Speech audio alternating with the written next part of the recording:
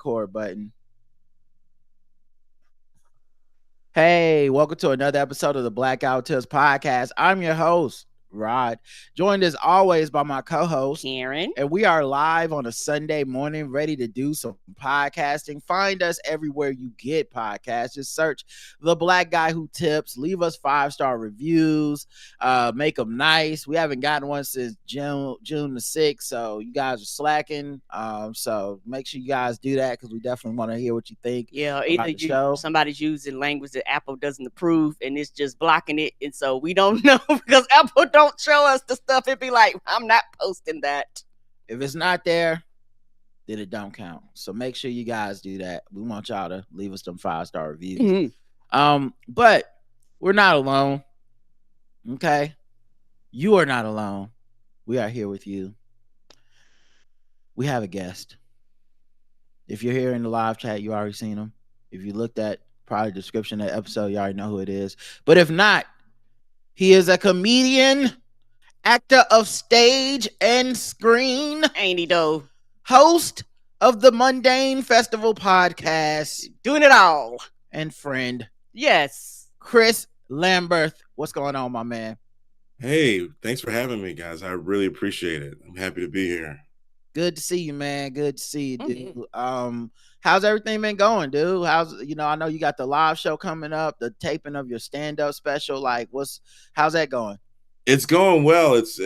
I did one of my last shows that I'm gonna do in preparation. I did like a half an hour at this club in 25 minutes away from me in like suburban New York, and it went really well. And yeah, it was good. And then I'm at the Comedy Cellar tonight, and I think that's gonna be it. I was talking to mutual friend Tim Hall, and I was like, I don't even know if I should do another show. And he was like, just trust the material. I was like, you know what? I probably should. He's like, you know it. And I'm like, yeah, that's pretty true. What is the date for the show, and where do people need to go to get tickets? It's June 27th at Caveat, and Caveat is in New York City. It's on Clinton Street and on the Lower East Side, 21 Clinton Street, New York. Only doing one show. We were doing two, but the way people don't buy tickets for people they don't really know that well. And this process is kind of turning me into JL Covan Jr. Oh, no, don't be JL, child. Do two and just record it. You don't never know. JL be like self-sabotage. He's talking about the ticket sales, though. Oh, right? Ticket sales. Ticket sales. These people. Like, you want to make sure you have a good live hot audience or whatnot. Okay, that's special. Okay, that's true. I thought you was stabbing in advance. JL be like, it ain't works like. And normally you do too because you want to get multiple takes of same jokes in case you want to like splice, like, oh, maybe I flubbed the line here, or maybe the joke just landed better there. Mm-hmm. So now you've got to show up, guys, because you're now watching the high wire act. Yes, with no safety net underneath. Whatever happens. If Chris messes up here, this is forever. This is it. If he lands it here, no second chances. That is also forever. And you were in the building to see it. This is, I don't think I'm over exaggerating. This is like a game 7, but for comedy. You guys got to be there. You saw Chris Rock on his Netflix special. Yeah. So yeah, you know what? And I've seen, and all kidding aside, with JL, I saw him do it in one take. Oh yeah. How hard could it possibly be? Right. Don't underestimate yourself. I get JL hard. Rob said it. I didn't say that. I've seen people take worse Trump impressions and get to Saturday Night Live. It can't be that hard. The truth, a lot worse. It can't be that hard. Okay, JL just doing it too hard, honestly, I think. Right? Yeah. Down like 50%. He'd probably be famous by now. If he dumb it down. Wow, I am when this comes out on the dark side of comedy on Vice, take me out of this part. Covering JL's career. The man who blew himself up on stage at the Comedy Live, JL Covan. That was the only way he was going to quit comedy. Other than that, he was never going to quit. Yeah. No, but I'm excited. I think we'll get it, and it's just time. It's time for me to do it, and I'm excited. I was earlier this past week, I had a rehearsal, just like a tech rehearsal with lighting and everything. And it just dawned on me at that moment that, oh, this is real. We're really doing this. And the way that I've gotten everything in my career has been out of the mud. You guys were there from the ground level, you know, and it just, you know, it's time. And I've seen people, my peers, do it independently. And it's just time for me to do it because nobody asked for this. But I'm going to give it to them. And you know, the people that come, you're going to get your head knocked off with some good comedy. So it's going to be fun. So, I'm here for it, Chris. For those of you that have never seen him live, he is hilarious. Very, very fun to watch. Also, Chris, I'm gonna say this, and I know that you love what's that TV show? In the video game. It's not coming to me. Last of Us, right? You love Last of Us. Your review was the only one I listened to. I'm not even gonna lie, because I really don't like to listen to reviews because a lot of people, in my opinion, when they do reviews, they just, you can tell it's not fun for some people. You know what I'm saying? I was like, oh, he really likes this. This is fun. So I enjoyed it. I liked it a lot. And I just want to let you know, since I have a chance to talk to you. Thank you. And so keep doing them. And also, Rogic bought something that I never thought of. I've never played Last of Us. I've just watched Rogic play because it looks very difficult and very hard to play. And so Rogic was like, well, you know, you can lower the levels. I was like, oh, yeah, that is right. I can lower the levels when I don't walk outside and get my head blown off or a zombie chew me up and I'm instantly dead. That's why I was like, I'm not playing that. I was like, it's a beautiful game. It is a beautiful game, and I don't always play the high level. And when you keep getting your ass kicked, the game will say, "Would you like to lower the level?" You know, so that's happened to me before too. So okay. So because there's a lot of video games that I see Roger play, and I like Roger like, you could play all these games. You can need to just lower the level. So I think that's what I'm gonna do, because some of these games are like classics, like the platinum $1 million games. I'm like, looks too hard, but I think I really may sit down and actually play that game. I think you'll enjoy it, and you get the privilege of playing both of the remastered versions, so it looks beautiful, and not from 2013. Play them on the PS5. It's a great story. It's I saw 28 years later, and to me, I know you guys are Walking Dead fans, so you guys have more of a context to put that in the pantheon of greats. But I think The Last of Us is one of the definitive post-apocalyptic zombie survival horror pieces of IP that we have, I would say. Yeah, everybody that's played that game has said it's been great. So I really do. If I sit down and buckle down, I know I could take time. I'm too busy playing planting and shit and farming simulator. Hey, you like what you like. Ain't nothing wrong with that. Ain't nothing wrong with it. If it brings you joy, that's what it's supposed to do, like that's true. Yeah. What's the website for people to get tickets? Because I don't think we said. Oh, you can get tickets at chrislamberth.com. It directs you to everything, or you could go to Caveat and get tickets. Get tickets for the 7 p.m. show. And it's gonna be really fun. I call it Caveat's a really great space, and it came to mind where I saw Brandon Collins, who's producing the show, at Drunk Black History, one of his shows there. I was like, this is a really nice spot. And this is right before the pandemic, and then around late last year in the fall, he was producing a show for the New York Comedy Festival, and he asked me to do a spot there, and I did a spot there, and it kind of inspired me because it was like the quintessential New York comedy room where it's a nice space, but you go down in the basement and you do your thing, go into that dungeon and try to kill some dragons and your own inner demons, maybe through your art. So so I'm really excited. It's a Friday night. Go out. Maybe you do dinner before with a partner, your loved one, with some friends. a lot of different spots there to go hang out before or after the show. It's really dope. It's safe. It's low key gentrified, so you don't have to be afraid of anything. There's a Whole Foods near, so it can't be that much trouble going on near a Whole Foods. Yeah, listen, we all know Whole Foods takes the whole check, so yes, there's a certain type of clientele that you'll never see in there. Okay, this ain't the Dollar General. All right, everybody knows you go to the Whole Foods. That's a safe area of town because they don't put up with the riffraff. Okay, right. So yeah, man, it's just looks like 5 days out, man. How are you feeling? Like, are you feeling any anxiety, any nervousness, or are you just feeling like, yo, I'm ready, let's get up here and let's do this? Do you want to get it over with? Like, how you feeling about it? I was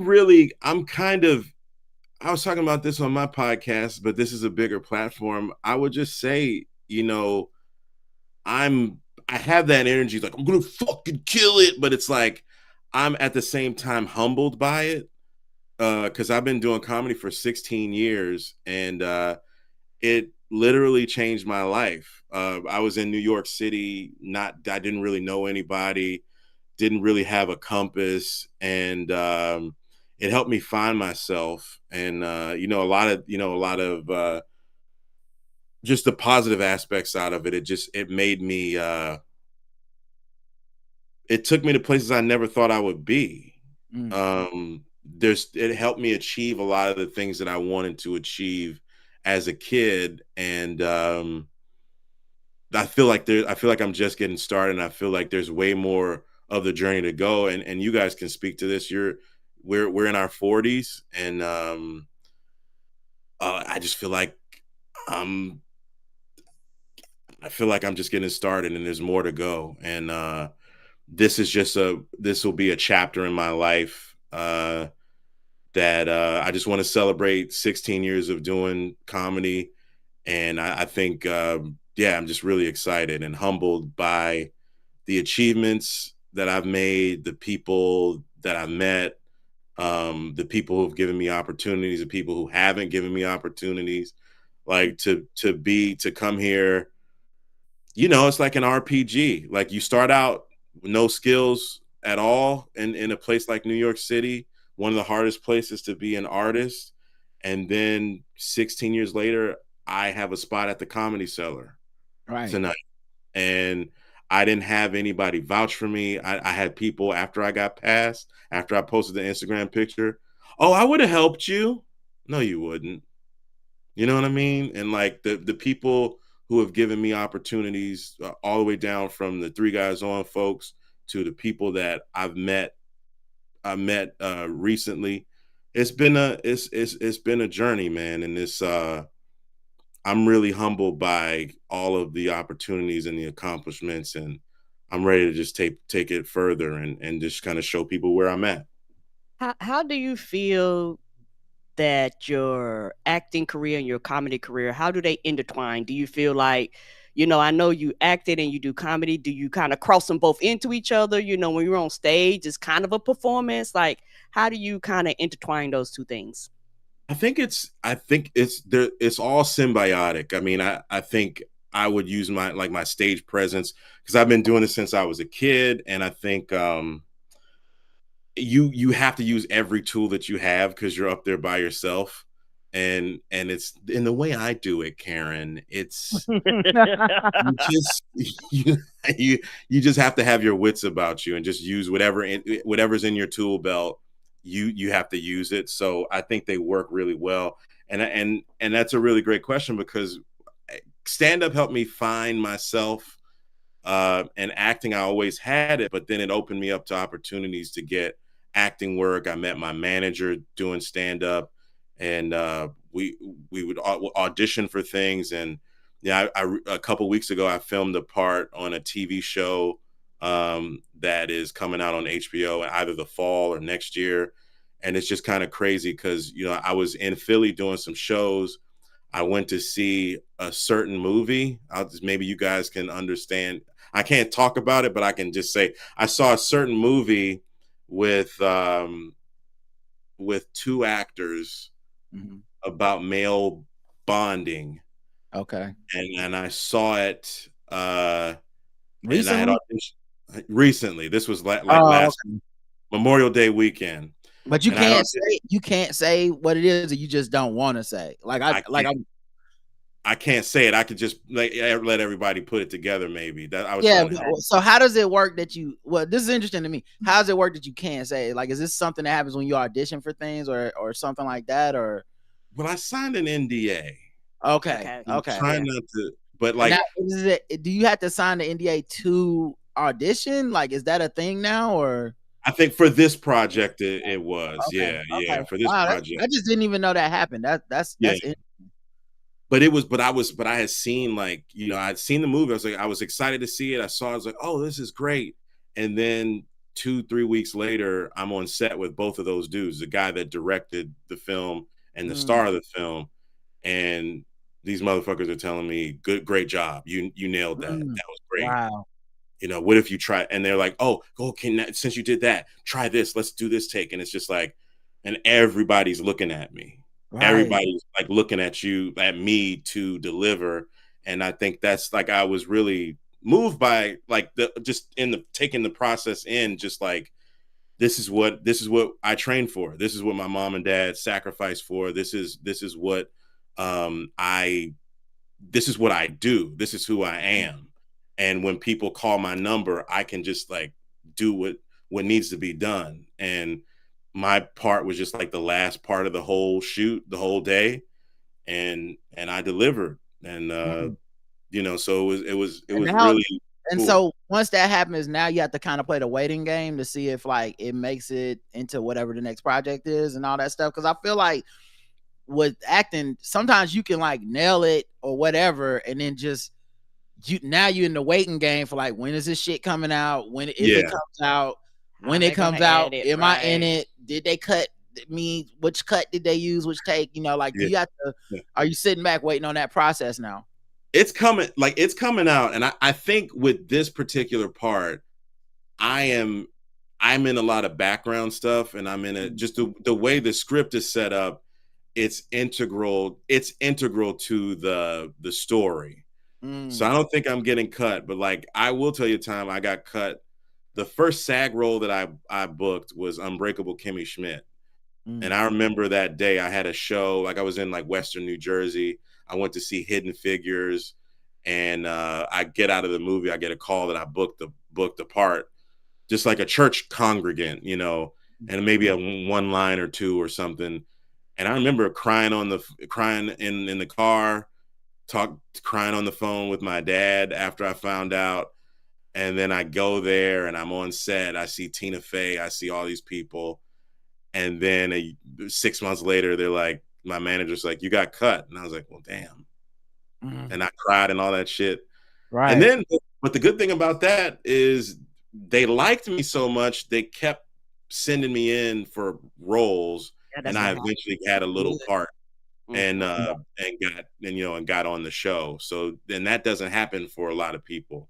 So that was a testament to them giving me the opportunity and all that stuff. And I saw the guy when I got cut. There was this dude Coonan that was a background extra, and he got on the show. He made it. Well, you say Coonan, how hard was he going? Did he pull out the tap dancer shoes? About a 9. Oh, no. But it was it was just like, man, all right, shit. Now did you 5 months later when you found out the new, were you like, I should have come?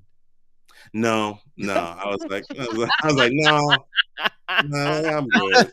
I should have cooned. I knew I should have cooned further. Right. I don't know, Mr. Kimmy. Black acting school. Mrs. Kimmy, I don't know if you gonna be able to get back out of that bunker there, man.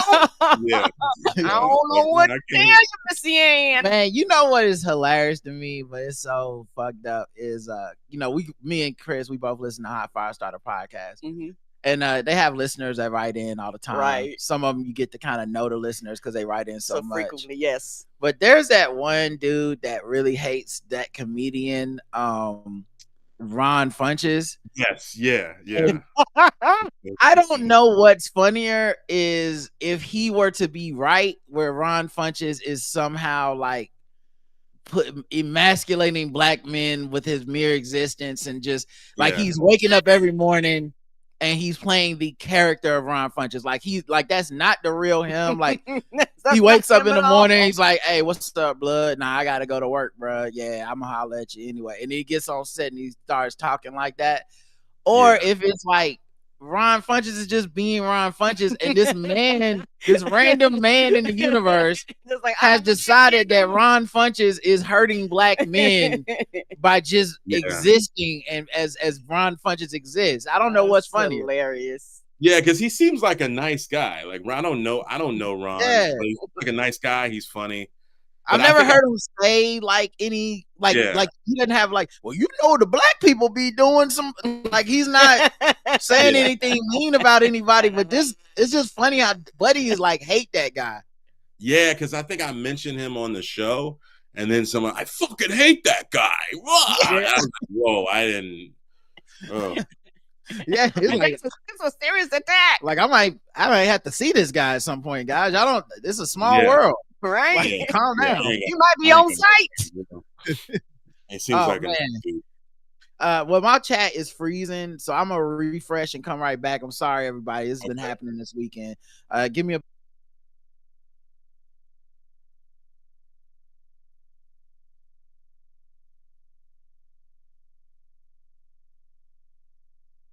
that. So it is, the chat is working. It's just my whatever's happening. But yeah, I hit the help desk up. We'll see what they say. All right.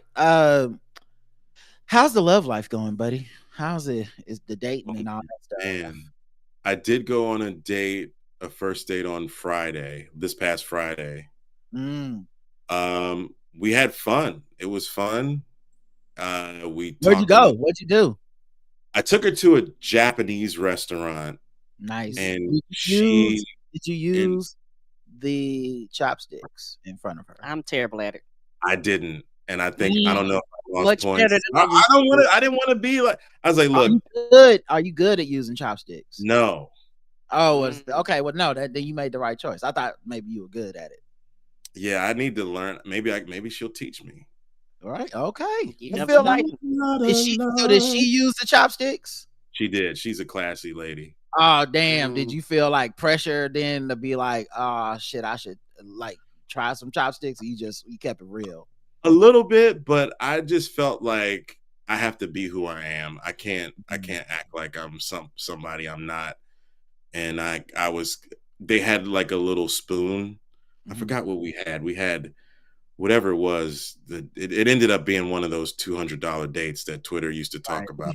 And we didn't even drink. We didn't even drink alcohol. It was kind of, but I got this like as an appetizer, this like Wagyu steak tataki, and it's like they cook it, and then it's like if you look it up on YouTube, it's like they sear it and then they dump it in ice, and then they cut it up in little slices, and then they put like a little sauce on it. It's really good. So that was an appetizer, and I think that was like on chips or anything, or bread or anything. Was it stuffed on chips or bread or anything? It was just it was just there. Okay. You just like pick it up, you kind of roll it up, and then just eat it. And then that's like $30-something bucks. Yeah, that's how it be. And we shared it, but it was good. Like I had a good time. And well, if I could give you a little piece of game, you know, what I'm saying? Not that I have all the game or nothing. Hey, you're married, so you did something right. Here's what I do. If I was you, I'd learn how to use chopsticks in my spare time. Right? Yeah, you learn how to do it. It's not that hard. You can look on YouTube and shit. Then you just practice a few times. You know, get your sushi rolls for lunch a couple of days. Anyway, get proficient at it. Like you don't gotta be great at it. Just get proficient. Then take your dates to these Japanese spots. If they know how to use chopsticks, pretend you don't, and then act like they teaching them. Like Yeah. act like Oh my God, like, they taught me. Oh my right. God. And then like 20 minutes in, when obviously you've already practiced, you actually are whipping these sushis in your mouth. They'll be like, "Oh my God, we have chemistry." Quick learner. I taught them how to use chopsticks on our first date. It's a meet cute. It's a great story. Yeah, it is. I just thought of it just now. So like maybe get You're you right. some chopsticks and just start practicing now, because that could be like a good little break the ice type of vibe. Yeah, no, I should. Yeah, you're absolutely right. I'm gonna do that. I felt cultured with the food, Mm-hmm. that I was doing something different, that I wasn't just eating like a fifth grader. Yeah. So, Well, you know what's really interesting is if you eat sushi, in Japan they eat it with their fingers. I do. I eat sushi with my hands. Karen eats it with her fingers, but she's always eating it with her fingers. It's a finger food to me. But I used to judge her silently in my head when she would do that, because I'd be like, oh my God, we went to this nice Japanese restaurant and you're not even using the chopsticks, you're just digging into the sushi with your hands. I sure will. And but they actually do it like that. Everyone's watching us. And then I watched a documentary on Hulu that was about sushi, and it was like, in Japan they don't use chopsticks, you just eat sushi with your hands. And I was like, fuck. Was it Jiro Dreams of Sushi? No, I don't think it was Jiro Dreams of Sushi, but it could have been. Like, there's a bunch of them I watched. We've watched a few documentaries on that stuff. Jiro Dreams of Sushi to me was a little more intense than that, so I don't remember if they. I think this was more of those like food from all over the different places in the world documentaries I was watching. And it was like things you didn't know about sushi. Yeah, you know what? It was all over the world, because they also did Korean fried chicken. Jiro Dreams of Sushi is more like that shit was like, he massages each grain of rice. Yeah, and he, a long ass anime. In the morning he wakes up and he speaks to the rice for 2 hours before boiling it. Like, okay. Well, so okay, so do you eat rice with the chopsticks? I can. I've tried. I can. I'm not good at it, but though. I don't. I prefer not to, but I can. I use a fork, because I had this wagyu rice, wagyu steak fried. It was fried rice. Oh my God, it was amazing. That sounds good. It was amazing. So it was good, but I think maybe she was being like, you know how sometimes women will not eat that much, right? And like on the day, I was like, "You sure you don't? You're not gonna be hungry?"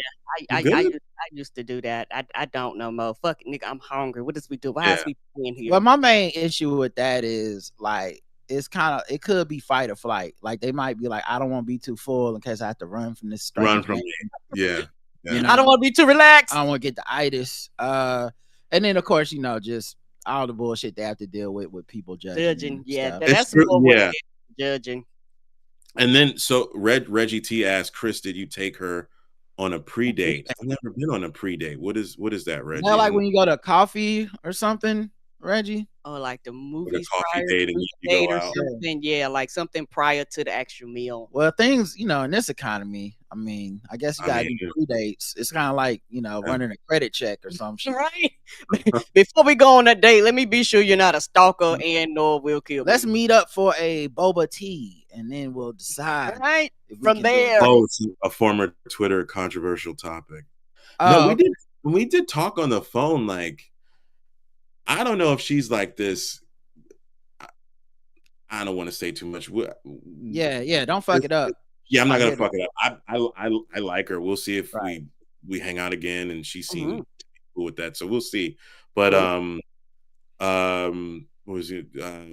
That's nice though, man. I mean, I think Japanese date, like first night, $200, like sound like you had a good time. It's good to hear.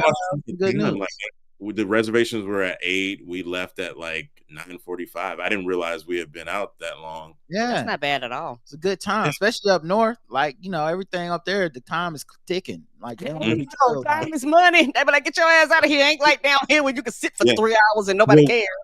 One thing is, like, they sat us at a table first, and it was like a table where other people were sitting, but they had these little what do you call it, like partitions, so you don't have to look at the other people. Then they moved us to a booth, so that was cool. So that was nice. It was really nice.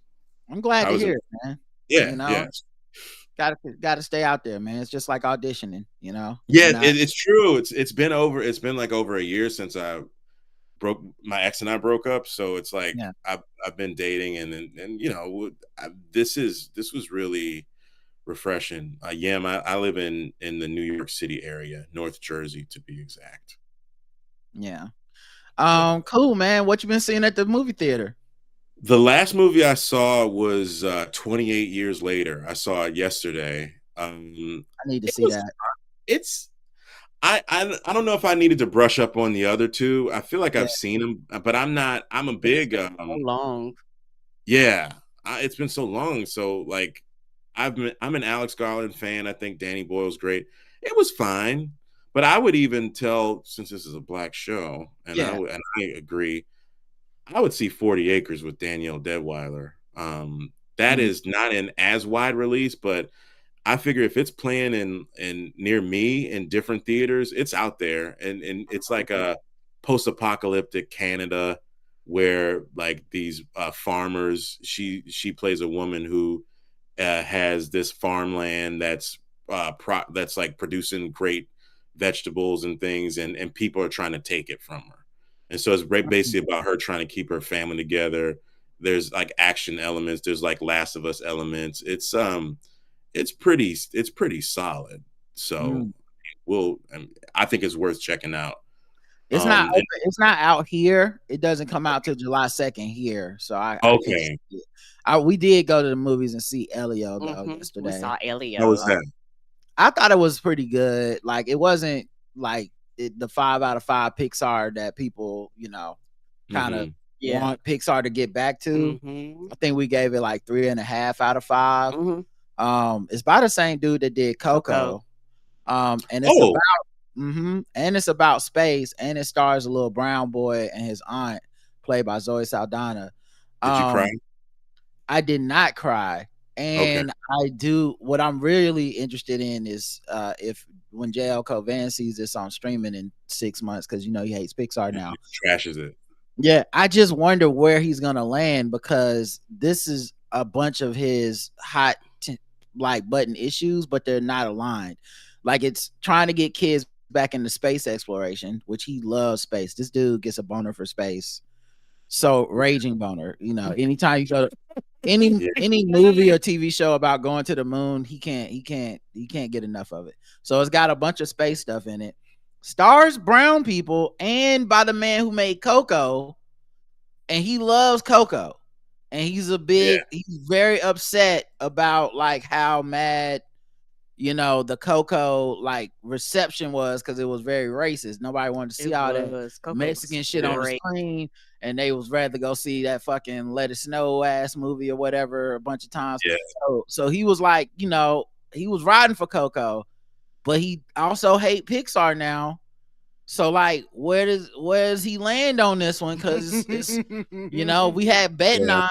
I don't know where he would end up on this, because you know, it's like I don't know that it's so great that it acquits anything with Pixar. So anyway, we saw it. I thought it was pretty good. We saw it in 3D, but it didn't hit me like the best Pixar films where you be in that motherfucking blubbering and shit. It didn't hit me like that, dog. Yeah, I'm gonna try it. I mean, this is kind of a crazy week. Like F1 is coming out, and the way that I saw 40 Acres, it was AMC has this thing called Screen Unseen.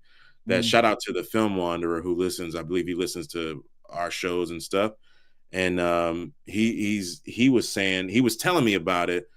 So I it's like where you go to a movie, it's like usually on Mondays, it's like 7:00 and it's discounted prices. You don't know the name of the movie, you just know the rating, and it's really, and that was the movie. And I told him beforehand, I said it's probably gonna be 40 Acres or something else. And to my surprise, it was, and people really enjoyed it, and the crowd really enjoyed it. Yeah, I can't wait to see it, man. I also saw Straw on my local Netflix. Yes, I saw that too. And that was a lot. That was a lot.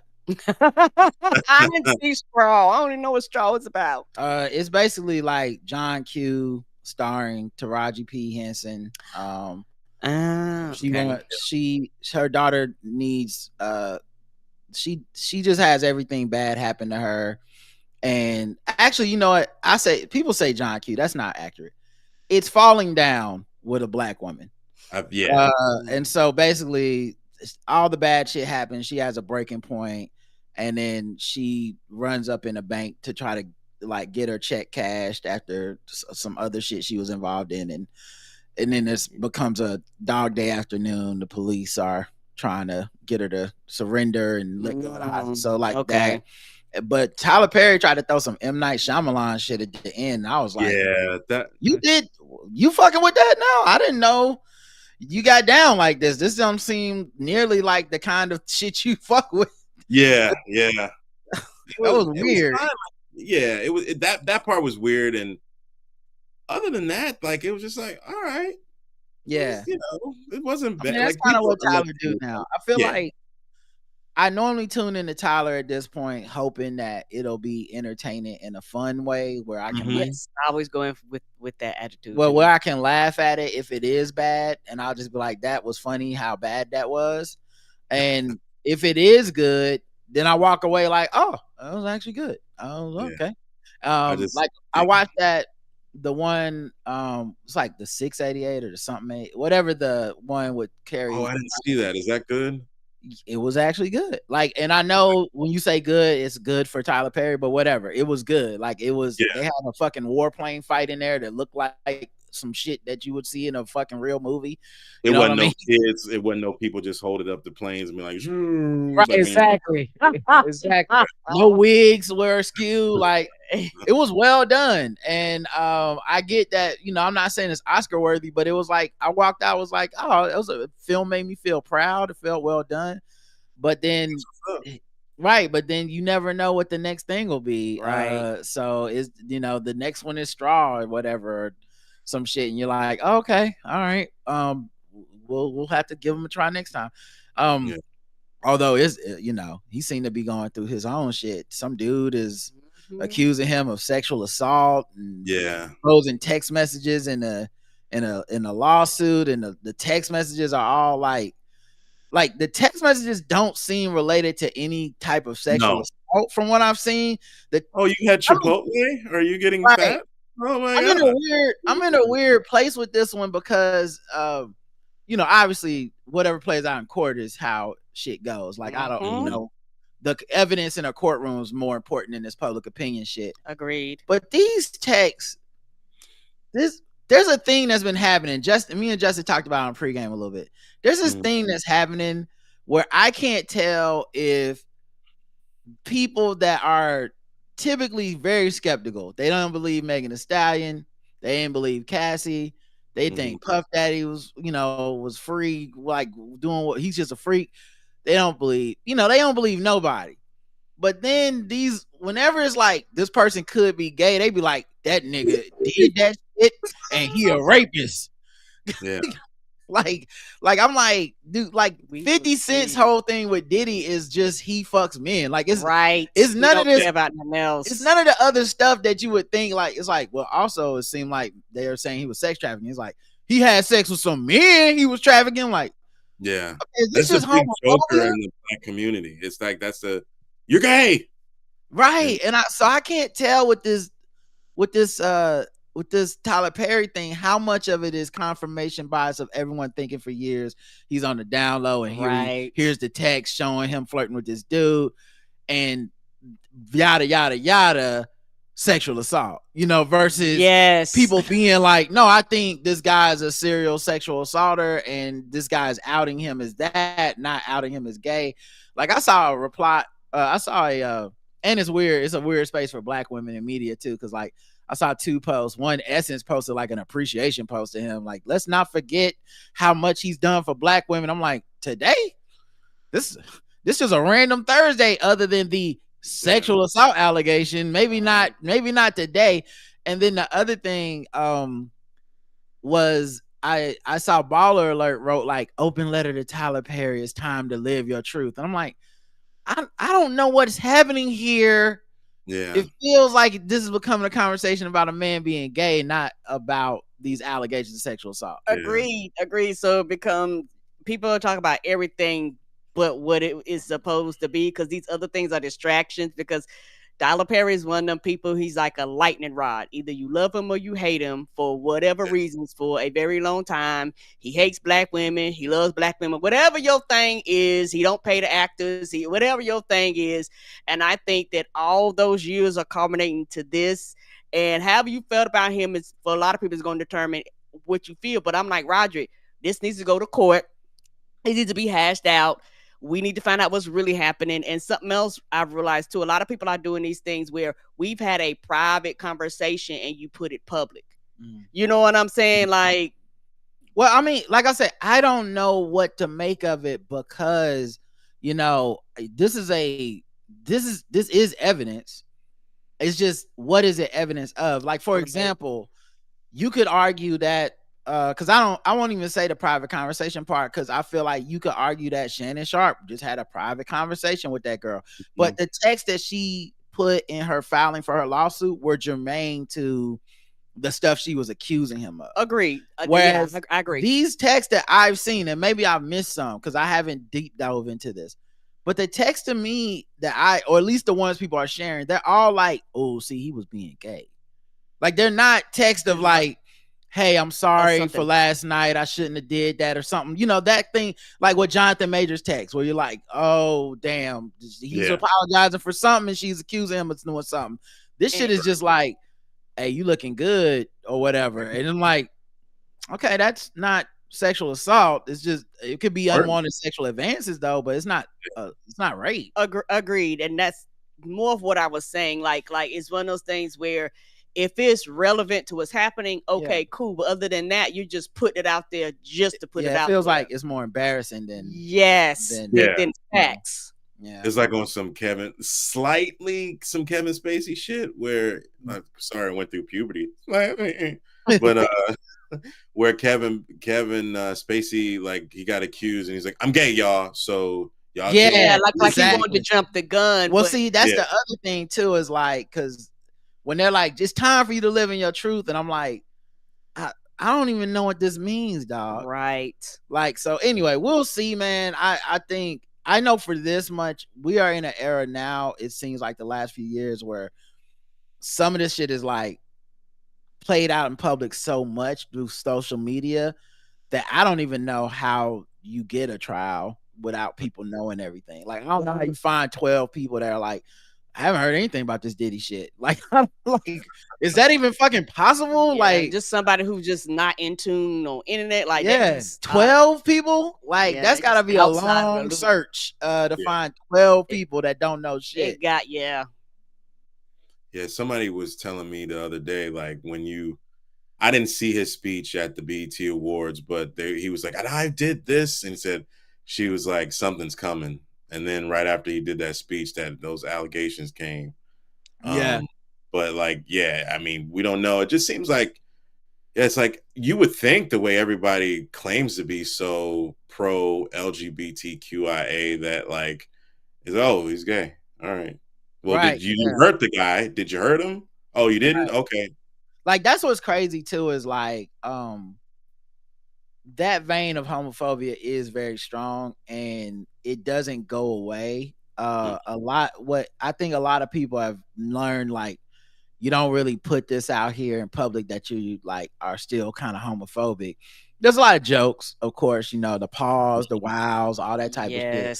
But there's like this other thing I think that happens, that when something like this comes up, people can finally express like a level of derision for gay people, but under the guise of like, no, it's just because this guy's a sexual predator. It's not right. It's not because I have a problem with gay people. It's just this particular gay person I have a problem with, and then all this shit comes spilling out. So we'll see, man. It's always interesting, these moments in our in our culture, because I feel like when you watch certain men and people defend other acts, when there's people that think Tory Lanez is innocent or some shit, it's hard to be like, okay, that guy also thinks Tyler Perry needs to go to jail, and you're like, I don't know if I would count you as. Let me just ask you guys this, and I've been ruminating on this for a while. All right. Mm-hmm. I'm 45, and maybe he's not making music for my ears. Mm-hmm.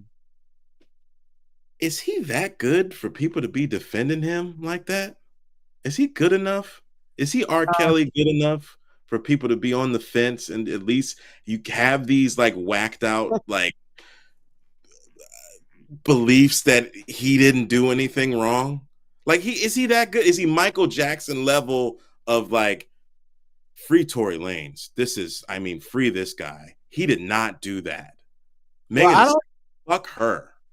I don't think it's about how good or bad he is. And to be honest, I don't know that it's ever about that. You know what I mean? Like even with hold on, even with like R. Kelly, right? We'll go, well, it's because his music was so good. But there's a bunch of non-famous broke R. Kellys that just live in our communities. The guys that we all go, keep your daughter away from that dude. You know what I mean? Like, hey, what's this dude doing hanging around a high school? And he can't sing, and he works down at Payless, and he's got, you know what I'm saying? Like this, I watch a show called For My Man on TV One. It's true crime for Black people. Mm-hmm. And so many of these stories are like, she got pregnant at 16 by a 25-year-old who had 2 baby mamas. So my point is, the common denominator is honestly the misogyny. And it's honestly like it's the bigger issues of like, and I think the reason I'm making the point is to say it says a lot that Tory Lanez doesn't have to be good, but that people have used him as a calling card to be weaponized against Megan Thee Stallion. That's the real issue. It's not the Tory of it, it's the Megan of it. Like we just don't want to like this woman, you know, because she's not really done anything to deserve any of this. Even the people that are like predicating this on like you shouldn't believe her are all like, she lied about fucking him, so clearly she can't be trusted, you know. And like, you have to deny so much common sense. It's not even worth debating with people. And so I can't debate his music. I've never really even heard his music. I've never even heard people bumping his music. I've never been anywhere and been like, oh, that's that Tory Lanez.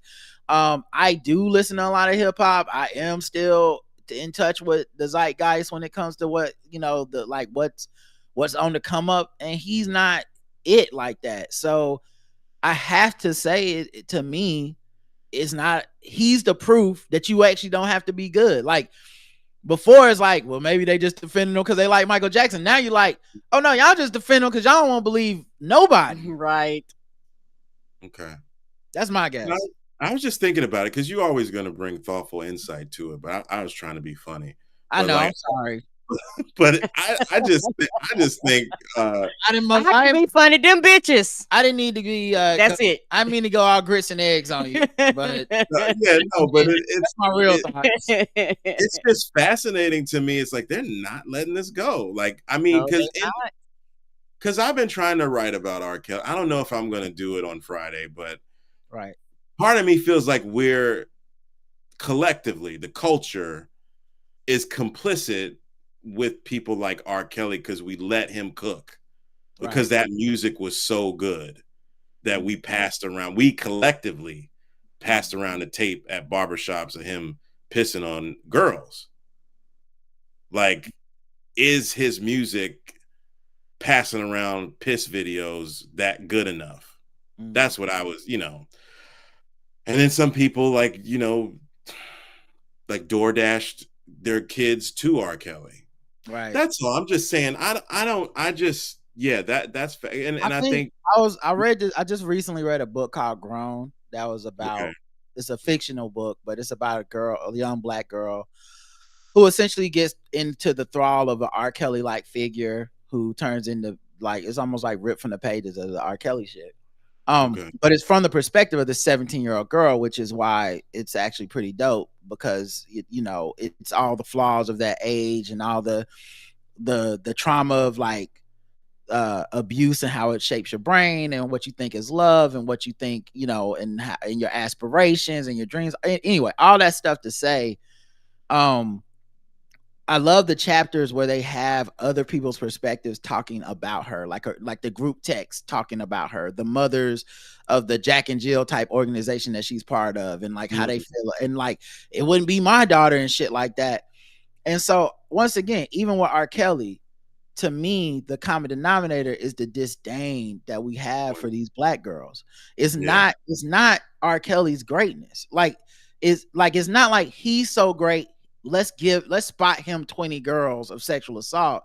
Because we would do this for anybody. It's the reason that people are so quick to say shit like, yeah, Puff Daddy might have been a freak, but I mean he was just out here having parties and shit. These girls wanted to go, that kind of. It's like you immediately go to that because you, like, deep down you don't really believe these girls are like human beings worth protecting and precious in that way. Right. They've done something to get themselves in this situation, so therefore it's okay what is happening to them to some extent, or like, yeah, it shouldn't have went as far as Puff Daddy did, but like also what about these girls? I feel like that's just like a big undercurrent and common denominator of almost every single one of these type of scandals that we've experienced, regardless of talent level. It's like soon as people hear about the shit, you can already hear the like, like like you can already hear the like, how are we gonna spend this, and it's not really that artist's fault or whatever, or like you said, even with the like, some parents are door dashing their kids up there. Like in this book, this girl comes from a 2-parent home, right?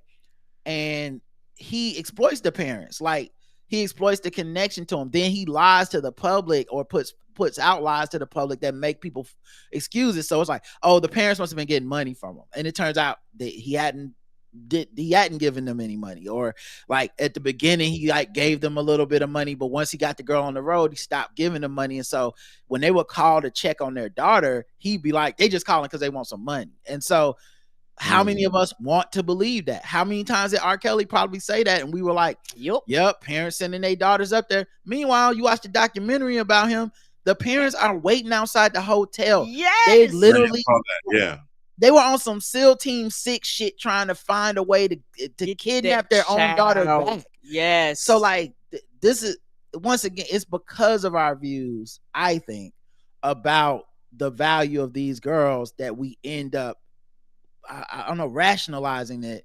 And I just think Tory Lanez is to me, he's almost like the 2024 election. This is the undeniable example that it is clearly just about hating black women. Because Megan Thee Stallion, because Megan Thee Stallion is much better and famous and everything than him. Period. Right. It's not even close. They're not in the same stratosphere. Because she was a bigger star before when they met, right? Yeah, yeah. They're just and let's say she wasn't. Let's go and say for some reason she wasn't. Even if she wasn't, she clearly surpassed them, and it wasn't because we are like, yo, remember when Tory Lanez was fucking with Megan Thee Stallion, then we all became fans of Megan Thee Stallion. None of that is real. Like, she's a star, right? Our willingness to throw a star in the trash for this motherfucker from Canada, I don't think you can deny what that is. You know what I mean? Like, because if it was about quality of music, we'd be like, Megan Thee Stallion can do anything she wants to people. We know her songs. We don't know Tory Lanez songs. We just know that he's accused of doing something to a black woman, and no one should ever really have to go to jail for that shit. That's my guess. Yeah, no, I think you're absolutely right. I think at the core, it is that misogyny, and it's crazy because you can look at some of these videos on YouTube where my algorithm is just trash, and it's just like, oh, you don't like women, you don't like, bruh. I honestly thought the response to the grits and egg dude was so ridiculous. Oh yeah, they were mad because he was hits. Yeah, and I think the reason they're really, what I think is so telling is that if you were to stop most dudes and be like, hey man, I don't know, Cameron asked the sex worker involved in the Diddy case if Cassie's pussy was fired. Was that not out of bounds and ridiculous to you? They'd be like, yeah, he shouldn't have did that. That was crazy. That was over the top. But they're gonna watch It Is What It Is tomorrow, and the day after that. Like then, like it's not cancelable. It's not, you're not actually too angry at him. You're just like, oh, Cameron, come on, man. That's how it feels. You expect him to do that. You'd expect him to do it. Right. You like he a wild boy, but it's not fuck him forever, right? Meanwhile, and I'm not just saying dudes for the record, it's everybody that this is our culture. This is part of hip hop. This is part of blackness at this point. Meanwhile, grits and eggs, dude. For most of these people, this is the first thing he's ever said that truly made them be like, man, fuck that guy. Right. And it was like 2-3 weeks of straight of just fuck this guy. I'm sure if I look at his mentions now, you pandering, you a op, you a this.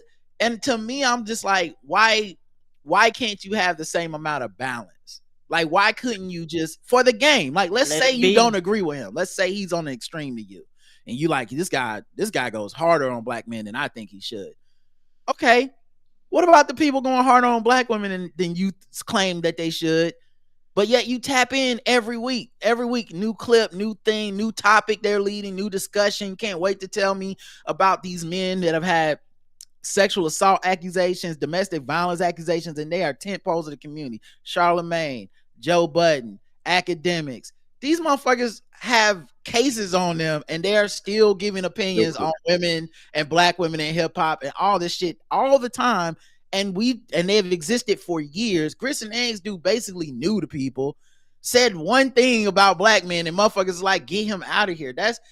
They can't even pretend to have balance in the game. One of these is acceptable to them, and one of these is out of bounds. And I think that tells a lot. So when we are talking about that as a culture, that's the same culture where we expect Tory Lanez to have, for us to be able to have a discussion about Tory Lanez versus Megan Thee Stallion that's unbiased, because we're not admitting this. It is a biased discussion, and it's biased against this black woman from the outset. So she got to triple prove and be the right kind of victim and all this shit in order to even fucking count as a victim. It's fucked up. I know it's a lot heavier than what we started on, but yeah. No, it's a good conversation to have, because I always think you're balanced in what you all say on here, and I try to be pragmatic about that stuff. It's just a fine and not to have to like shit on black men just to prove a point about just being a gentleman, which is like in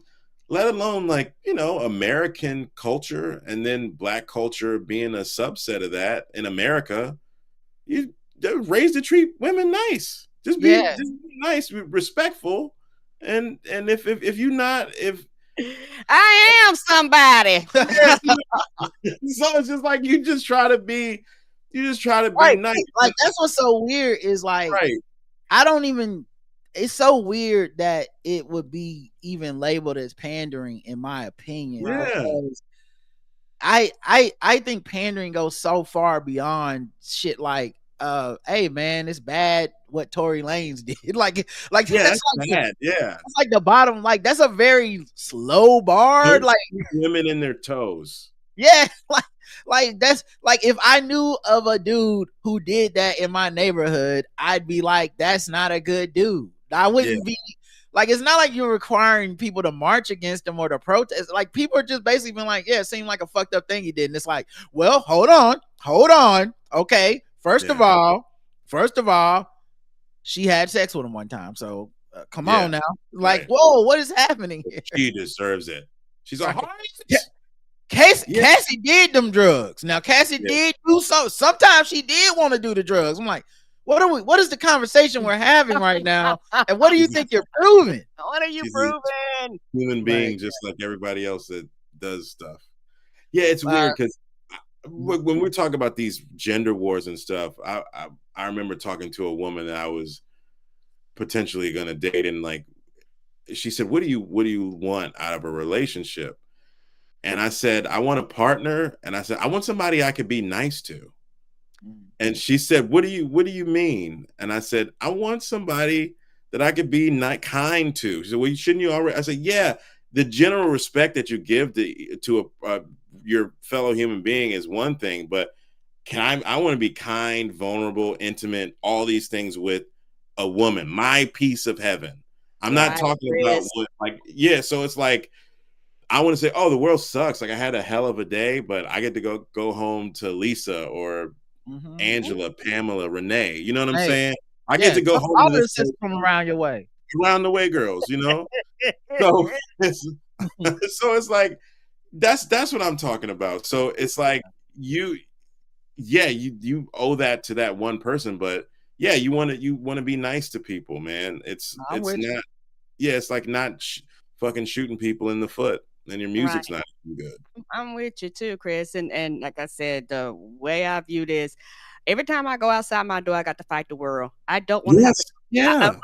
This is my philosophy. I don't want to have to come home and fight you too. If I got to fight you too, why are you here? I'm not trying funny. Because by myself is peaceful now. You're supposed to be my peace. Yes. Yes.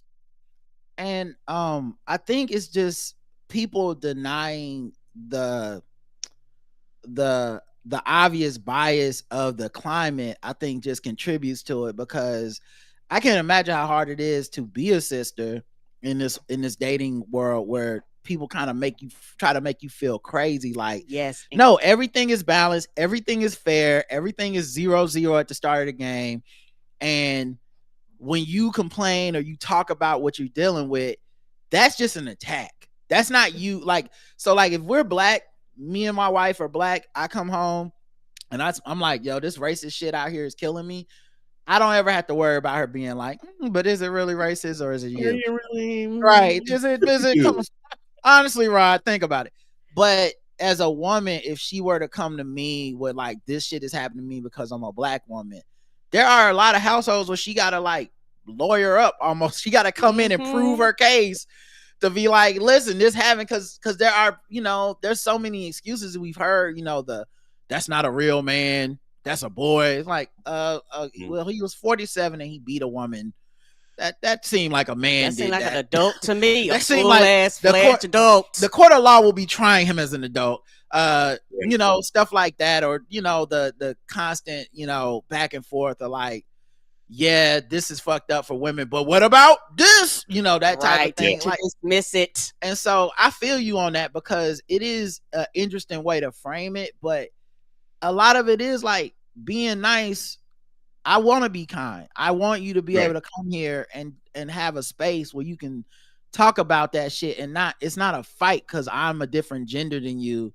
So now I have to play this role of like me versus you, man versus woman. Like, in this house is us together, right? Us versus the world, not any of that shit. And yeah, so I feel you. That's a very interesting way to put it. How did she receive it when you said it? I think she understood it, because it's like we were talking about like stuff that happens in corporate America, and I think, and that's when it was like, can you? And I don't want to say too much, but it's just like where you just say like, as a black, I can understand you at this level where you're educated and you're smart, and how you come across to white people. Yeah. And a lot of white people don't like that. Some do, but a lot of there's some that don't. And I encountered that last week at my day job, and it's like, I know what this is, and I had a talk with my manager about it, and it's like, and then I was talking to the woman I went out with, and we were like, yeah, and this happened to me, and and that's what it's supposed to be. I mean, Chris, like Karen said, it's like you wake up and you gotta fight for 8 hours a day. When you step out of your house, you got to fight. Yeah. All my life. I got to fight. You don't want to come home and fight with your partner. Like you told the world Hoppo to beat me. Yeah. You're like, well, goddamn.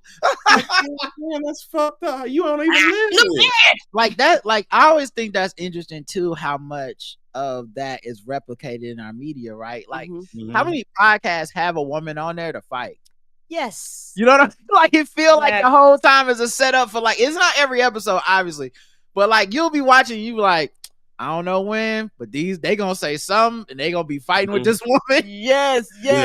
and it's one of those things to where I don't like to listen to podcasts like that. For me, I'll just say it's a complete turnoff because you're not respecting her and her opinion and her viewpoints. Right. And it's very frustrating. And I think for me, particularly when me and Roger first started, people didn't understand what we were. And they used to write up here to why don't y'all fight? And I had to come on this microphone like, hey, when these cameras go off, this nigga gotta look me in my eye. He got to live with me, not y'all. Mm-hmm. You know what I'm saying? And words mean things. And just because the camera went off and we ain't recording no more, don't mean I wouldn't hurt or felt what you said. Right. Yeah. Speaking of news, R. Kelly's home detention request was denied. Good. Despite allegations that he said the prison tried to murder him, and then he said they tried to make him OD on some prescription medication that he was getting or something, and he had to go to the hospital. The judge was like, nah, I don't think so. I don't think they trying to kill you. Do y'all think that the political plot to kill the obviously activist R. Kelly, prisoner R. Kelly? The world is afraid of being free, it's like free Mamiya, let Asada Shakur come back, and apparently R. Kelly. The world is too afraid of. I don't think so. I don't think that was applied. I don't think so either. Yeah, I wasn't buying it either, to be honest.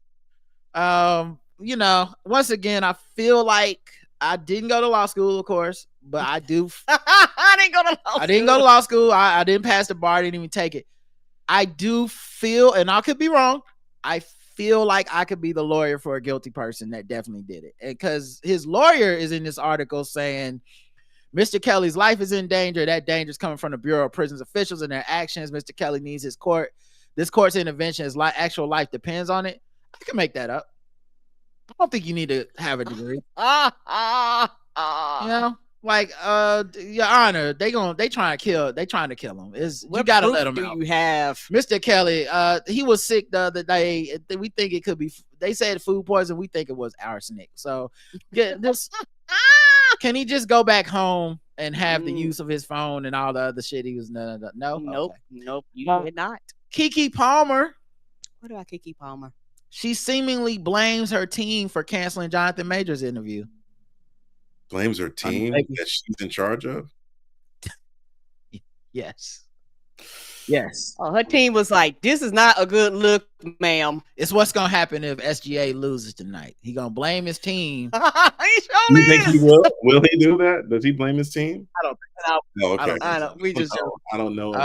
It's going to be a turn. It would be funny, though, if the first time he ever has like a public, like, showing anything other than being like just a cool customer would be him losing this game and being like, motherfucking Alex Caruso had 0. The fuck are you doing? Yeah. Jalen Williams, you scared?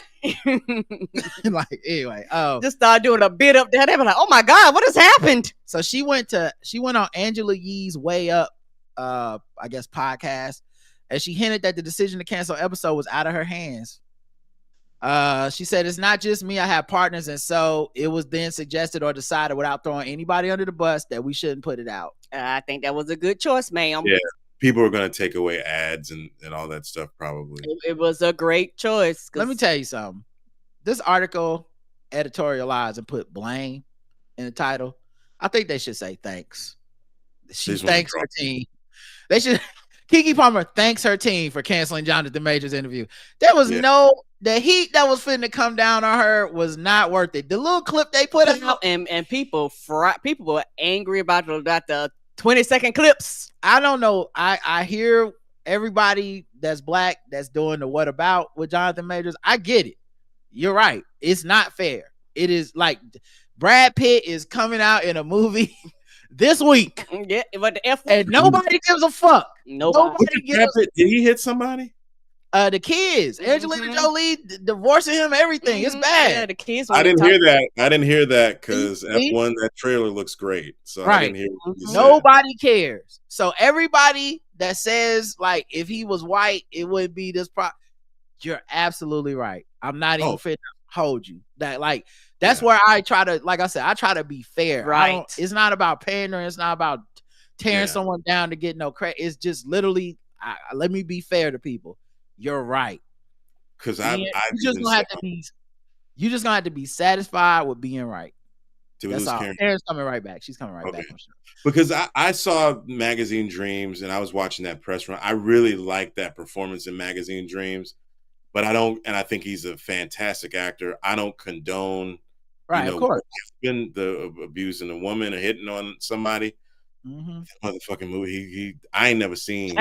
He can act.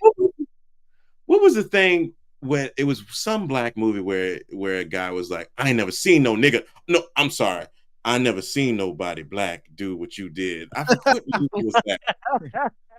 Was it Malcolm X or something like that? I ain't never seen no niggas. Oh, sorry. That's good. Hey, but look, this is the thing. What I was gonna say is, y'all are gonna have to be satisfied with being right, because you're not gonna make society treat him like a white person. It's not gonna happen. And the reason I'm saying that is people like Keke Palmer and Michael B. Jordan are putting their reps on the line to try to like resuscitate his career. And I'm like, that's not happening. I don't think it's gonna happen, because every single time he tries to rear his head and pop out and be like, is it cool? And people hit him like a mole. Stay on the ground. No. Like new info comes out. Yes, new info. So like clearly the people like Grace Jabari's people or Rolling Stone, somebody has like whenever he does attempt to say, so we're going to make it worse. Because he came out and was like, I was abused as a child and all this stuff. And I was like, oh, okay, maybe people will be like, it's cycles of abuse and he's getting help and he'll be able to make a comeback.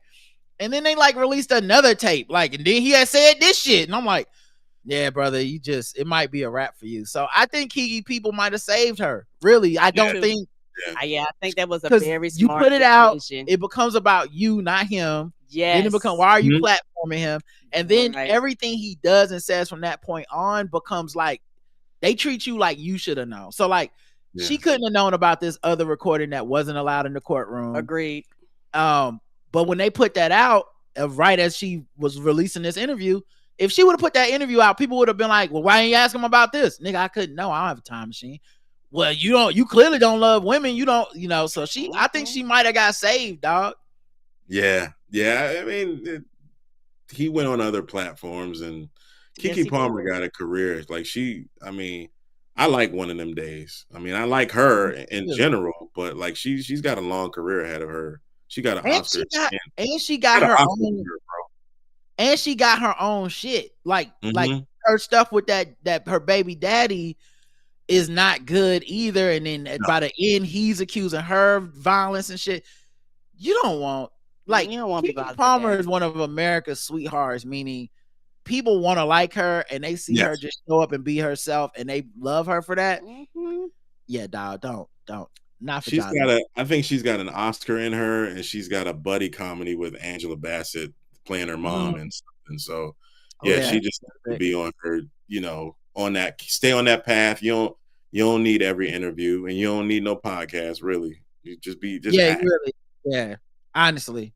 Let the professionals do it. Yeah, and the thing about Keke Palmer, a lot of people have a tendency to forget. Keke Palmer was raised up in the Disney school, and this was like years ago where you couldn't fuck around. Like you literally had to be multi-talented back in the day before like you had to dance, you had to sing, you had to act. Like you couldn't come in there like being one note. They was like, if you can't do it all, why is you up in this bitch? And so with her being from that's why she can have so many talents that a lot of people not trying to find nowadays wish they had. Let me refresh one more time because I think the last comment I see is Tammy B. Nope. Is that it for everybody? Nope. All right. Let me refresh. Trace of, wait, maybe I don't know if I got everybody. Yeah, the refresh normally gets me back. Yeah, okay. I see people was talking. All right. And I was gonna say to Karen's point, like what Keke being in Disney school, you see people like her, my ex Selena Gomez, and Leon Thomas, like people like that. Like it ain't like they was here overnight. It's like people just starting and be like, No, Yeah. these people are really talented, Yeah, and they they built from a different ilk, you Yeah. know, versus, and I'm not knocking the new generation because I'm pretty sure there are people that can do this. But back Right. then it was mandatory. Like back then, like, you know, years ago, you really had to sing. You could they wouldn't auto tune, and back then you really had to know how to play these instruments. You couldn't. They wasn't somebody making the sounds for you, and you advance with technology, but also you don't dismiss the hard work from just being raw talented like that. You know what? Let's get into something a little bit lighter. We've been talking. I'm sure people are going to be accuse us of participating in the gender wars and all this stuff. So let's talk about something light. Let's talk about one of our favorite subjects: white people news. All right.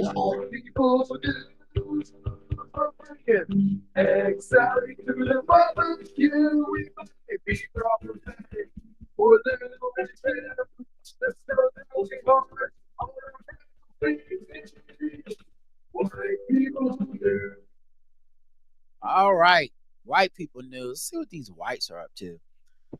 Leonardo DiCaprio. I know that white man. He acts. His new girlfriend. Vittoria Ceretti. Now you can get a who? Don't know that woman. Okay. Well, you wouldn't know her. Never heard of her. But news is not. You don't know any of his girlfriends, to be honest, Karen. No, so that's I'm not so news. sorry. The real news is, how old do you think she is? 23, 25, 27. He's dating for the first time a woman over 25 in a long time. It's the first time we've seen it. Normally, they get to 25, they graduate from the Leonardo DiCaprio school of He's like, whatever. I've had enough. He moves on to the next 23-year-old. Well, now he's dating somebody over 25, and I saw people said this is a recession indicator. That's hilarious. Why is it a recession indicator? That's hilarious. I mean, he can't afford 25-year-olds anymore. He's starting to, people having to make some sacrifices. He gets somebody that's gonna make reasonable choices. Right. It's years. Oh man. I'll take this the car with the internal heating seats versus being cramped in a Ferrari. Yeah, he had to look, we all are making our own little concessions to deal with the inflation and the tariffs. Who knows what the tariffs was hitting up on them white women he was dealing with? Some of them was foreigners. Yeah, the cost of the brick went up. Yeah, who knows what Trump is charging for for these transport these overseas whites. That's funny. Oh man, exchange rate went up. Do you know Hailey Bieber? Yes, Justin Bieber's wife. Correct. That's the only reason why I know that woman's name. But is she? She ditched her wedding ring as Justin Bieber divorce rumors loom. Oh shit! No. Well, yes. Saw something on Twitter one day where it was like some little montage of them not getting along, like some kind of super like him slamming the door or something. I don't know. Them not closing together. No. Yeah, it's not looking too good for the Bees, man. He's kind of seemed like he's been crashing out lately. At the Kendrick and SZA show, like in LA. Yeah. Well, the SZA show, he actually he was having a good time, but I know the paparazzi. He was high. Did y'all see that when he was singing with SZA? Oh, you say he looked like he was on drugs? I didn't see it. People were trying to say that, like he's really hurting here, and SZA's nurturing him. Y'all don't remember that? The chat, y'all. I do remember seeing the video. I didn't remember the conversation around it. I didn't know that's what they were saying. That's a weird. Some people were saying. I don't know everything. It looked like he was having a good time, and then further investigations, like he's sad. You know what bothers me though? Like sometimes. Because we'll be like, white people always love to mammy our black women and this shit. Yeah. But then, like, sometimes we'll do that shit to ourselves where we, like, apply this ethereal shit to... I'm like, they're like, SZA healed him. I'm like, I think they just sang a song together and whatever problems that white boy got are going to exist. Not disappear. After he get off the stage, his self-inflicted problems will persist. Now, Rod, not to say that SZA couldn't.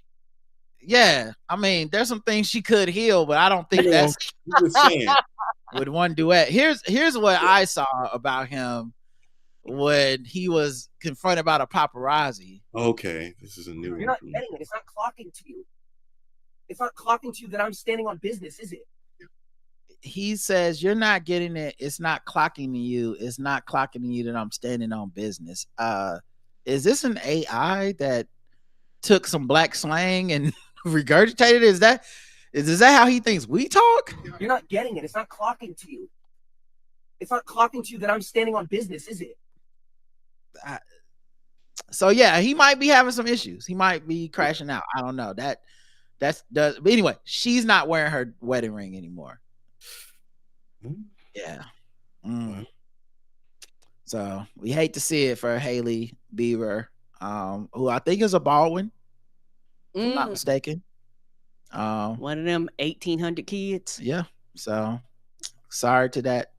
You hate to see white love come out like that. Speaking of white love, Eric Dane. Who? Grey's Anatomy? Karen don't know, but yes, it is Grey's Anatomy. That is correct. Well, then I actor did. He's an actor, correct. Eric Dane, his alleged girlfriend. That's not good. Alleged girlfriend, right? So she ain't the real girlfriend. Alleged girlfriend is not good. But his alleged girlfriend is blindsided by his red carpet debut with new romance amid ALS battle. This man got a lot happening. Yeah, man, that proves if you got game, you could do anything. Yes, you can. The Euphoria actor 52, who unveiled shock amyotrophic lateral sclerosis, which is ALS diagnosis in April, was seen attending a premiere of his new show Countdown on Wednesday, but was notably joined by filmmaker Janelle Shirtcliffe, and his alleged real girlfriend, I guess, Priya Jane, has been left blindsided. So he pulled a Chris Brown showing up at the game. Yeah, he pulled that shit when he was supposed to be meeting up with Karrueche Chan. Mm-hmm. And he pulled up to the game in the first row of the Lakers game on national TV with some other chick. And she was like, whoa, I guess he was lying. Oh, yeah. But yeah, he was linked with the actress late last year, his girlfriend, Priya Jane, following his separation from his estranged wife, Rebecca Gayheart. Also, it's like 3 weeks in this then. Listen, y'all. Eric Dane is a mess. Okay, this is community dick. Apparently, it is. Right. This man is the common of white people. The way he gets around, a complete whore. The Inside further stated that both Dane and Priya became exclusive late last year, and she was left devastated following his health diagnosis, but she still stayed by his side. So everyone know he got the ALS. He's still pulling him with the ALS and cheating, apparently. Don't slow like Stephen Hawking, kind of. Yeah, he didn't give a fuck. He was like, what ALS got to do with me? Player gonna play. According to sources, Eric and Jane have spent nights together at his home, where she also keeps some of her belongings. The pair spent time together this past weekend, just days before he walked the red carpet with Shirtcliffe. So his original alleged girlfriend, like, basically keeps stuff over at the crib. She stayed the night, and then bam, he popped up at the red carpet with this other chick. They said now what's even crazier about this guy is that he originally was in another scandal in 2009. He had an infamous bathing video that leaked with his now estranged wife Rebecca Gayheart and their friend Carrie Ann Panish.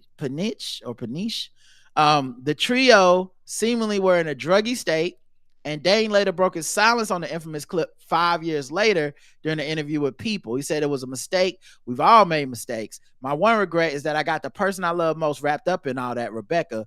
But we worked through it and put it behind us. We have 2 beautiful kids, and our marriage is stronger than ever. And then, of course, then he got with this new woman. Then he got with another woman after that.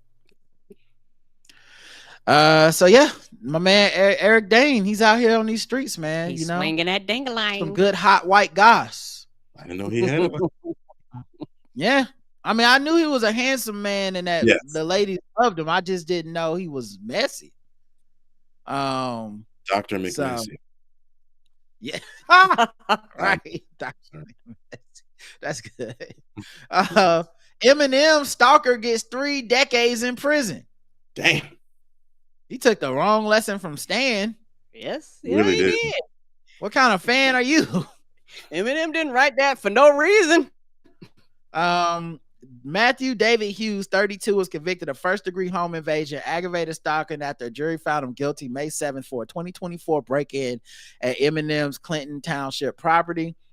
He received a harsh sentence for unlawfully entering the rapper's home on 2 different occasions. April 2020, he smashed a window with a brick and entered while Eminem was asleep. The rapper testified that Hughes told him he was there to kill him before being subdued by security and later arrested. Wow. Hughes pleaded guilty to second-degree home invasion in 2021 and was given probation and credit for time served, but he violated that probation and returned to Eminem's property in August 2024. During that second intrusion, he slipped through an unlocked door, stole a bicycle, and fled after being spotted by security. He was arrested 4 days later at a nearby Walmart. Eminem came face to face with a stalker again during the Michigan courtroom showdown that ended with this sentence is fucked up. Anyway, he testified during the May trial. The 2-day proceeding ended swiftly with jurors deliberating for less than 30 minutes before delivering the verdict. That's not damn. That's not good. Damn. They was like, take a lunch break. Wait a minute. Come on back. You ain't got your food yet. Come on back. We can nip this in the bud. Right. We can be done with this before lunch if y'all let us judge. Right. That way y'all lunch could be however long you want it to be. Yeah. They issued a no contact order prohibiting him from communicating with Eminem. Prosecutors argued that his repeated actions showed a clear pattern of obsession and danger. Right. You broke in my house twice. So yeah, he's going to jail. He has to serve a minimum of 18 years, so he'll be 50 because he couldn't stop stalking Eminem. Yeah, and it's also one of those things too where Eminem's to the point where he was like, "Hey, I have to have security, probably from who knows how many people may have tried or attempted this in the past." Where he's like, "Look, I gotta have people on the premises." So, all right, let's move on. Let's do something different. Let's do a little bit of Guess the Race as we start to wind things down.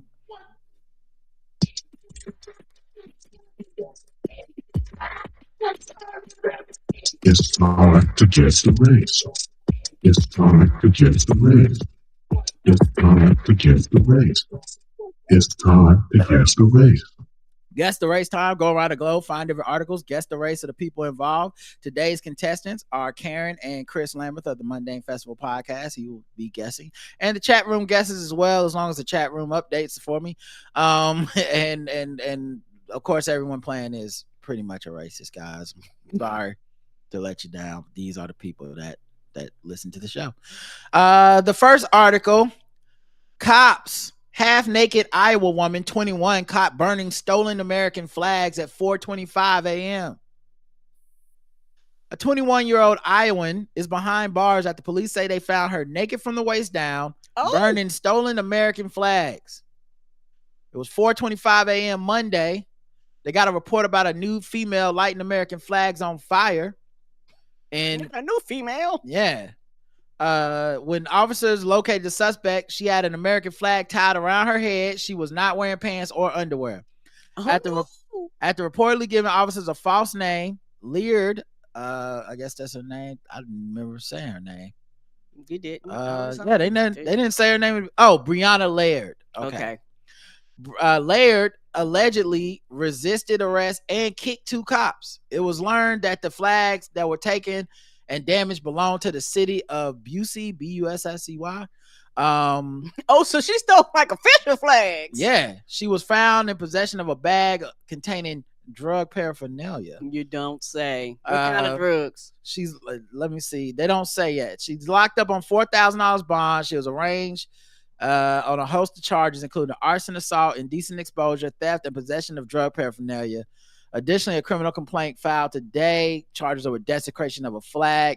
At the time of her arrest, she was on probation for a 2023 marijuana possession conviction, and in 2022, she was convicted of driving under the influence. Guess the race of Breonna Leard. I'm going white. Karen's going white. Chris. I'm going white because she's still alive. All right, let's check the chat room. Corn-fed white, red, white, and blue. Red, white, and blue. Whiteium. Cockdacity white. She misses Caitlin Clark in Iowa. Free her white. Oh no. Patriot white and white. The correct answer is everyone said the same thing. White. You're right. She misses Caitlin. She's just down the road, cross state line. That's her right there. Oh, Yeah. Having a day. Yeah. Maybe it was like her protest for, against Trump or something. I don't, I'd love to know her reasons behind right. it. Yeah, because like maybe she's a hero. Maybe she's coming to the cookout. I don't know. All right, let's go to the next one. Oklahoma man's plot to blow up Satanic Temple in Salem fizzles, receives prison sentence. Oh no. Yeah. You gotta be careful with these Satanists. They tricky. You try to burn down the shit. Next thing you know, you going to jail. It's like, how is that possible? Oklahoma man was sentenced today in federal court in Boston for throwing a pipe bomb at the Satanic Temple in Salem, Massachusetts on April 8th, 2024. Sean Patrick Palmer, 49, of Perkins, Oklahoma, was sentenced by U.S. District Court Judge Indira Talwani to 5 years in prison, to be followed by 3 years of supervised release. He pleaded guilty to one count of using an explosive device to damage and attempt to damage a building used in interstate or foreign commerce. He was charged by criminal complaint and arrested April 17th in Perkins, Oklahoma. So I guess they have a Church of Satan or something, and he just was like, I'm blowing this shit up one day. It was 4:14 a.m. when he did this. Surveillance footage captured a man subsequently identified as Palmer walking towards. What is it about 4 in the morning? The other lady was 4 in the morning. Like, is that the time to do that's the crime? When the demons be out. Apparently so. Demon time, Karen. The pipe bomb was he ignited a pipe bomb. He was wearing a black face cover and a tan colored tactical vest and gloves. The IED did not fully detonate and therefore caused only minor damage. The pipe bomb was constructed roughly a 2-foot section of plastic pipe covered with metal nails attached to a pipe with duct tape. Inside the pipe was filled with smokeless gunpowder. During the investigation, his DNA was found outside of the EID. He's like a good bomb maker. Yeah, he didn't seem like it went too well for him, which is why he got caught. All right, Karen, guess the race of Mr. Sean Patrick Palmer. I am going white. All right. What about you, Chris? What do you think about him? I think of Sean Patrick. I think of Sean Patrick Thomas from Save the Last Dance, but the black guy. But yeah, this seems to be, he's still alive. White. Right. All right, let's check chat room. Beelzebub Bomber white. Beelzebub Bomber, that's good. Dollar Tree Timothy McVeigh white. Not the Dollar Tree. More like idolatry Timothy McVeigh.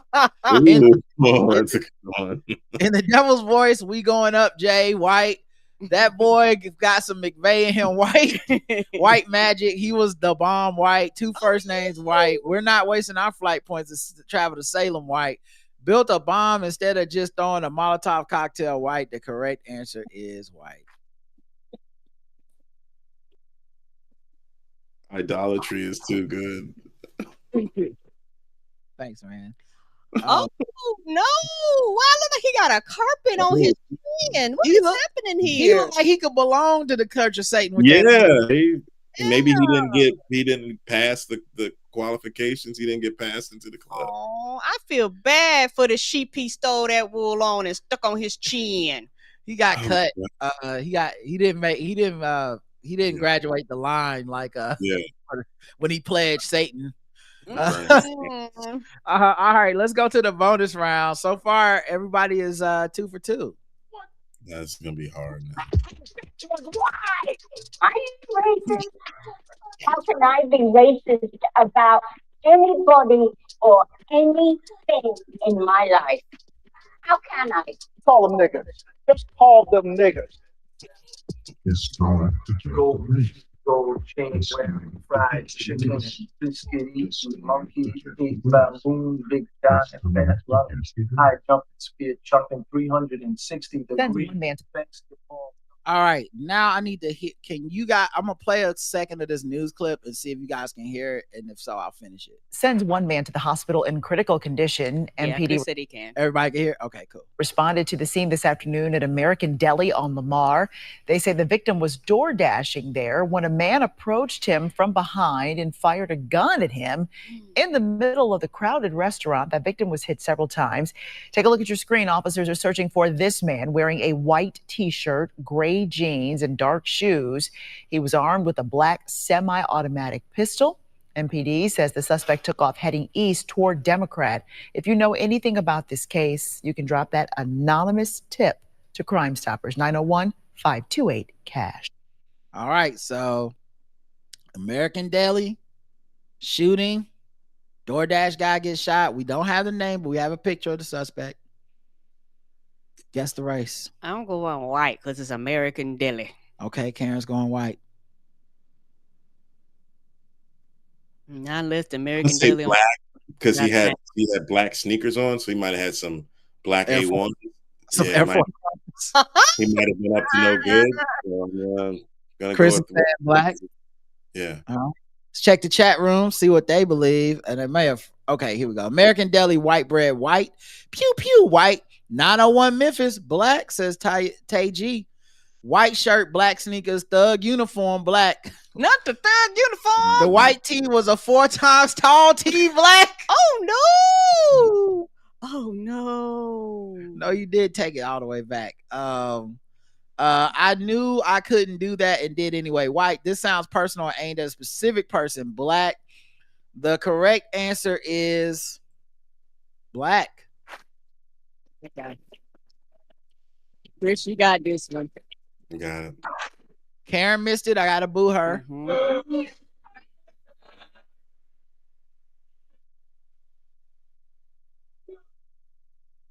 And that's a picture of the suspect there. Very black. Oh, it's So got I a was V-neck. right about the white tee. Mhm. Yeah. I wonder what happened. Like, was he just Right. sitting up there waiting on that specific DoorDash guy? Had to be because it don't make no sense. Right. That was a Yeah. weird. I mean, all types of order go out of the American Deli. Well, honestly, what was funny about that is American Deli is like it be in the hood. We have them here. We got one up the street, actually. We kind of Oh, I live never there. heard- It's a chain. I never heard of them. Yeah, it's a chain. Yeah, American Deli. There's quite a few of them. Oh wow. Are they any good? I've never gone in. I'm afraid. Let's just say the places in up the street from me, the other stores that are in that complex, I can go through them. Ross, K&G, Dollar Store, a defunct Party City, that American Deli, a Renter Center. Yeah. Stop me if these are sounding familiar to you guys. And when it's a recruitment center for the armed forces. Let's just say it's not a lot of hope in that parking lot, and so I do my shopping there. They have lemon pepper wet wings. Yeah, it's in the hood. Yeah, bro. I saw because I went on the DoorDash and it was like, you want a DoorDash American Deli, and I was like, what the fuck is American Deli? Let me look at the menu, and the menu was all shit that I was like, oh, this is us. This is nice. Yeah. It's like wings, like 6 wings and fries. I'm like, that's a us combo. Everybody else will be on to separate them shits. Yeah. They know we like to combo wings and fries up. I'm on the website, man. This shit look, John, looking good. Right, don't it? Mm-hmm. Yeah. Yeah, I bet you that lemon peppers probably is Flames Creek. So it looks like it looked like it's southeast with more than 200 locations nationwide and counting. We're growing all the time. Find your closest American Deli now. I'm glad I didn't DoorDash it. I could have got somebody killed.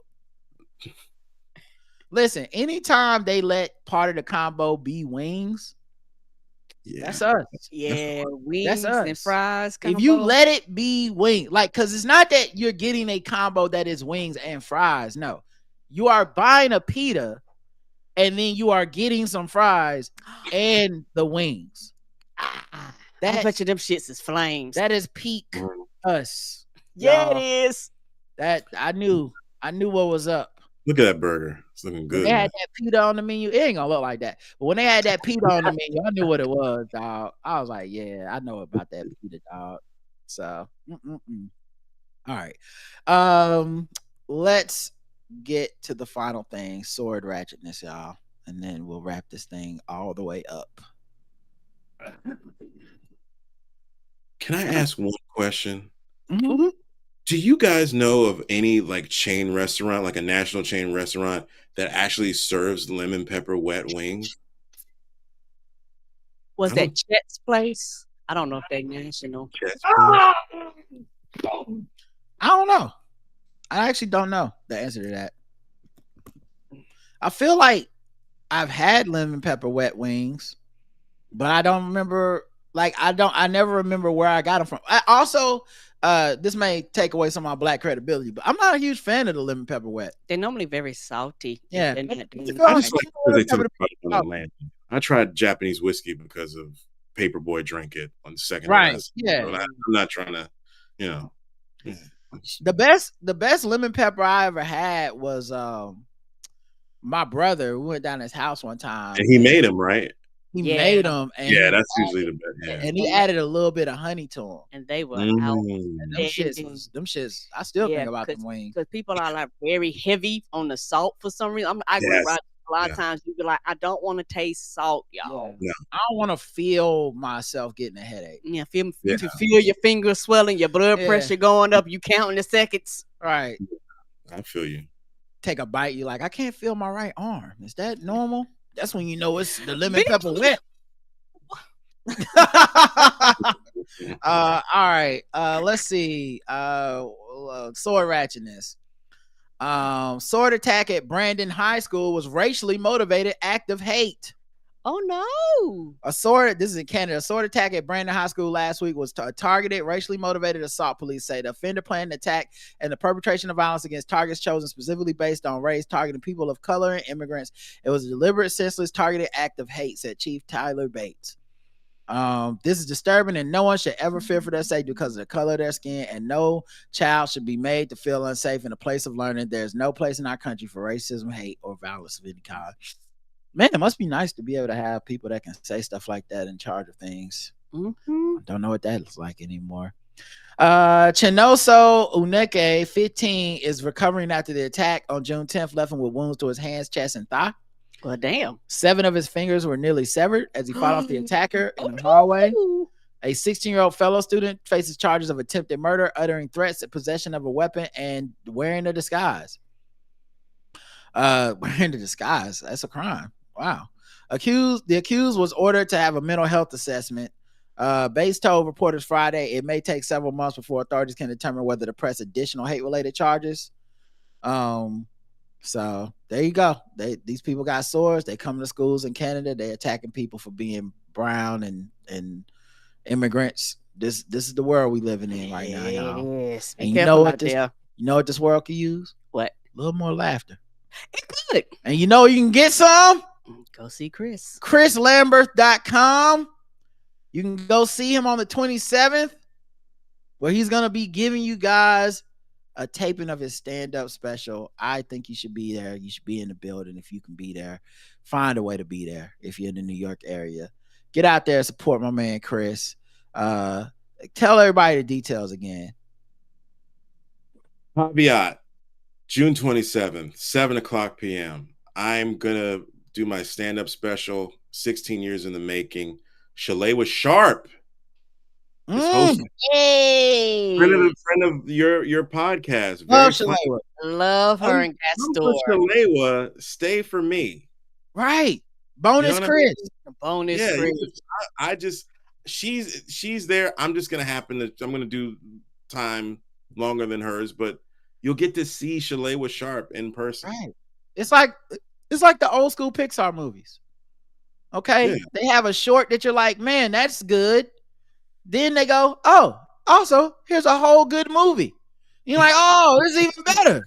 Like that's what it's gonna be. So make sure you guys show up, man. Support and show the love, and also just it's a good ass time. Chris is so funny. I've seen Chris multiple times at this point. Seen him in his element in New York. Just very funny dude. Always, you're always doing good, fun, good shit. Mm-hmm. And the podcast is great and all that stuff, man. So it's just always good to see you progressing, and I'm proud of you, man, for even doing this, because I know you were so precious about this when we first. I mean, at this point, we've been friends long enough that I remember being like, "Yo, when you gonna tape a special?" And you being like, "Oh man, I mean, have I done enough to do a special or whatever?" And I'm like, "Do that shit, man. There's no way all these other motherfuckers got them, and you should." Right. And so it's good to see you rip the Band-Aid off and get that first tape live, that special. So be there, man. Enjoy it. We'll be back throughout the week. I don't know exactly which days. We have no more guests for the week, but we'll be back, I'm sure, to talk about things. I mean, you probably want our opinions on all this shit happening around the world with Iran and all that stuff. I don't have many opinions that are any different than the ones y'all have heard, but yeah, we'll talk about it, I'm sure. Until next time, I love you. I love you too. Mwah. Bye everybody. Bye Chris. Bye Chris.